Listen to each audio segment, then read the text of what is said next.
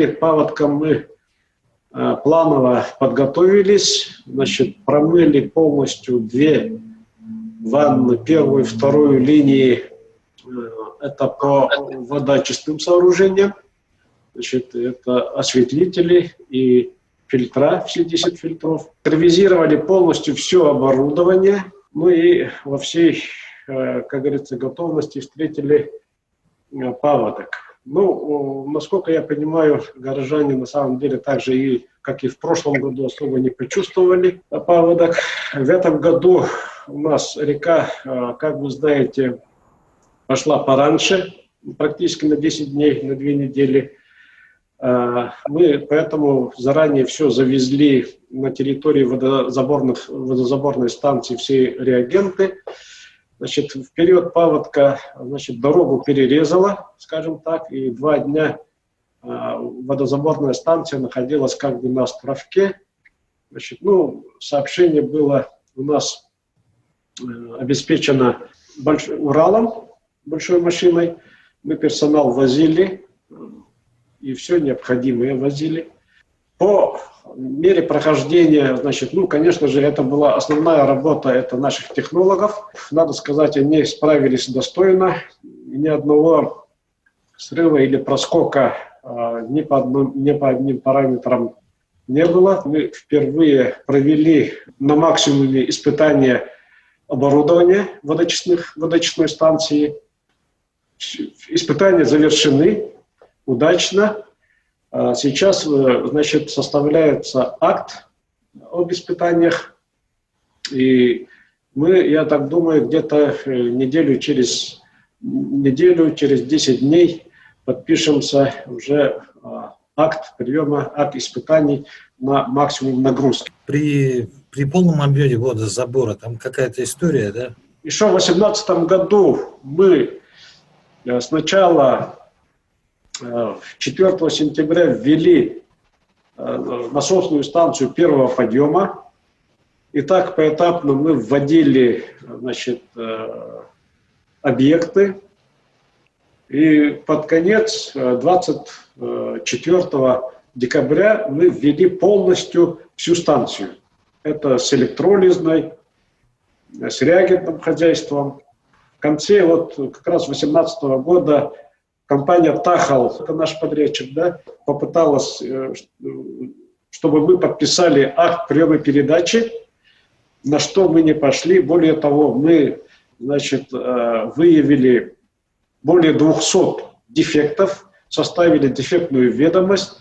Я несколько раз ездил в Москву, встречался с руководством компании Тахал, это наш подрядчик, да, и мы продлили срок гарантии на 2 года и, конечно же, заставили подписать вот этот акт дефектовки.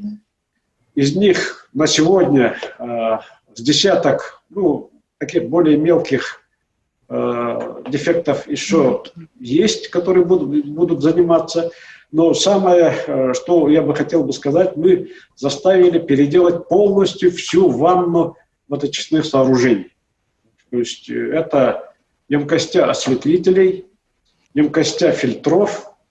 Вот эти все махины, полностью мы их заставили переделать вот за эти 1,5 года. Только после этого мы и пошли на испытания на максимум от всего этого оборудования. Мы в прошлом году, значит, попытка была, прошлый паводок, испытание оборудования не выдержало, потому что расходы реагентов, расходы комплектующих, они были намного больше, нежели чем это указано в проекте. И после того, как в течение года львиную долю вот этих наших замечаний устранили, вот почему мы по истечению вот практически около 2 лет только сделали испытания. Это 70 тысяч кубов в сутки в течение 7 суток при максимуме мутности, при максимуме цветности в речной воде. Испытания, как я уже сказал, завершились. Какое новшество? В этом году мы ввели новое оборудование. Мы его ввели 12 мая. которая исключает запах.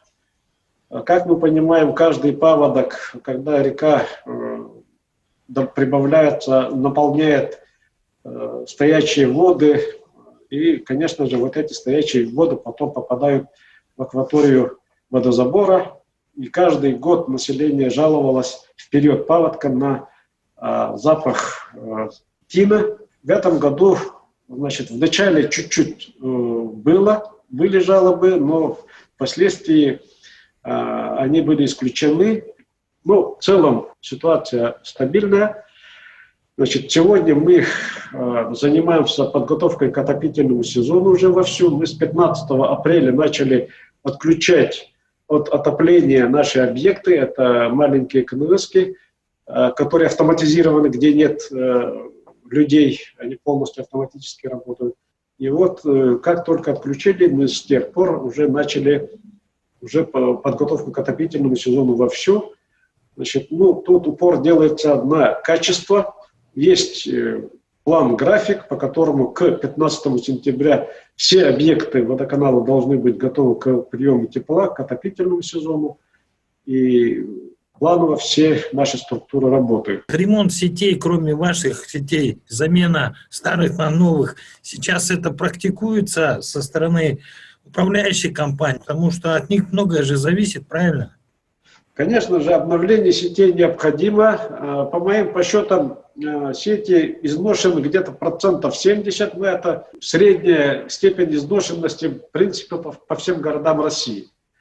Поэтому в течение нескольких лет надо все-таки планировать всем собственникам сетей, планировать замену вот этих сетей. И уже планы согласованы там по очистке. По нашим сетям, значит, мы, конечно же, максимально будем свои собственные сети менять. И мы сейчас все новые сети меняем на пластиковые трубы. Вскрыли емкость на втором водоузле, это вот территория Богдана Чижика, 19, да?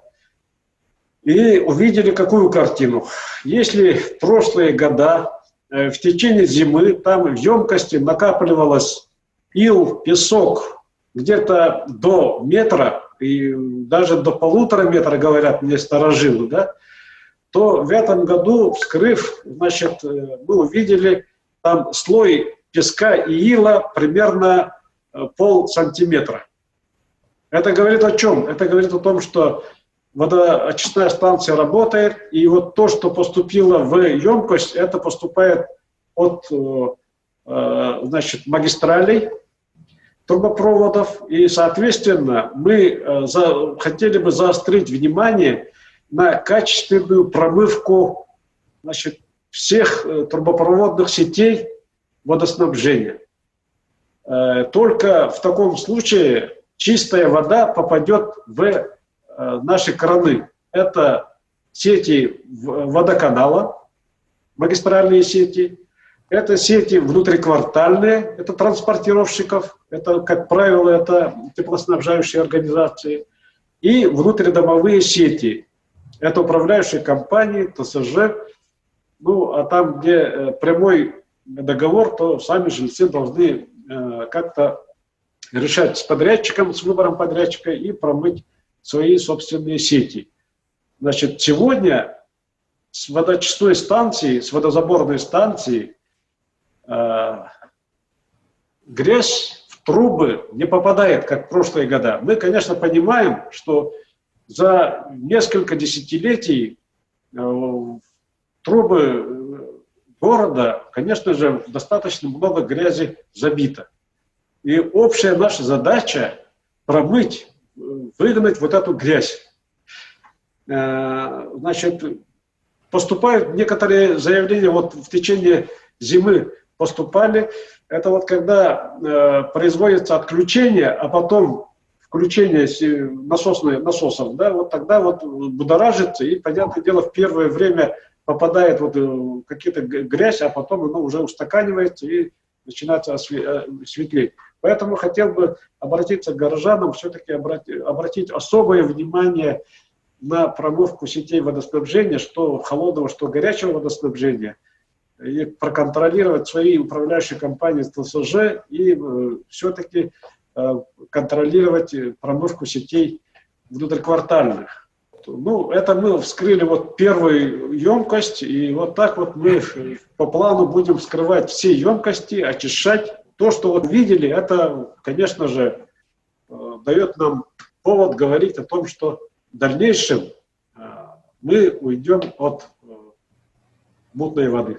Поэтому сейчас надо особое внимание обратить на промывку сетей. Мне сказали, что вы очень сильно помогаете по дезинфекционным растворам для коронавируса, да? Мы сами производим вот этот гипохлорид. Значит, буквально вчера приходили с УФСИНа, тоже второй раз у нас взяли. Поэтому мы все, кто приходит, стараемся помочь. Хлорид, он находится в чистой воде города Якутска, и получается своеобразная дезинфицирующая вода, да? Да, остаточный гипохлорид, он у нас по Санпину обязательно должен быть в воде. И поэтому, конечно же, вода, она сама по себе является, вода из-под крана, водоканальская вода, она сама по себе является дезинфицирующим средством. Но там состав гипохлорида, он, конечно, маленький, но ученые утверждают, что гипохлорид, он насквозь убивает все бактерии. А так, я считаю, что воду можно пить из-под крана, как во многих городах. Это уже дело привычки. Я хотел бы заверить, что город Якутск, значит, больше не вернется в ту эпоху, когда мы пили в летнее время из-под крана желтую воду. С самого детства мы знаем, что вода – источник жизни. Мы привыкли, что из крана всегда течет вода. Иногда мы слишком заняты, что забываем вовремя оплачивать за нее. Хотя знаем, что за услуги водоснабжения нужно оплачивать каждый месяц и своевременно. Тем более сейчас это легко можно сделать на сайте водоканала и с помощью мобильных приложений банков. Это просто и удобно. Водоканал – главный источник жизни в городе.